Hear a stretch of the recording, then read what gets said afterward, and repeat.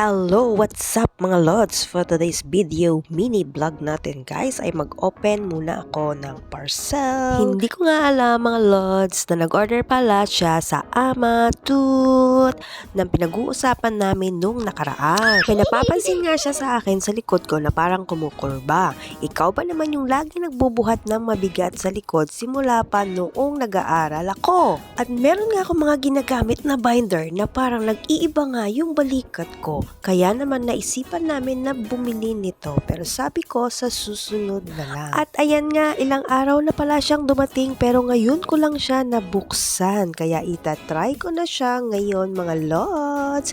Back to posture guys kasi iba din talaga yung maganda naman yung balikat natin. Lalo na pag nakatayo at hindi tayo kukuba-kuba. At hindi rin maganda sa likod na parang nasasaktan ka na sa sobrang mabigat ang likod. Nung bata nga ako ay medyo pasaway talaga ako kay nanay at kung ano yung mga sinasabi niya ay hindi ko masyadong pinakikinggan.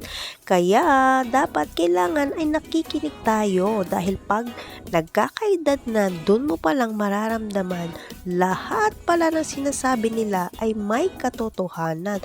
Totoo yun. Isa nga sa laging sinasabi sa akin ay pag pagod na pagod ka ay huwag kang maliligo kaagad. Kailangan mong ipahinga ang iyong katawan.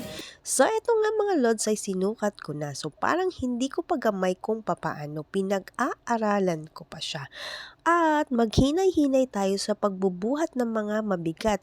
Pag sa tingin natin ay hindi natin kaya, ay huwag nating pilit-pilitin. Kasi nga, mahirap kumilos kapag mayroon na tayong mga nararamdaman sa katawan. Sa una ay hindi mo pa mararamdaman ngayon, pero pag nagkaroon ka na ng edad, ayun, doon mo na siya mararamdaman. Ito nga yung pangtaas ng balikat para bumalik naman sa dati na hindi nakakuba. Kaya kayo hanggat medyo mga bata pa ay iwas-iwasan nyo na yung mga bawal.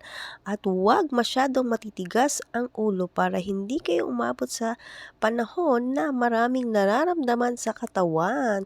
Natural lang ang nararamdaman pag nagkakaedad na pero hindi malala. Diba mga lodi?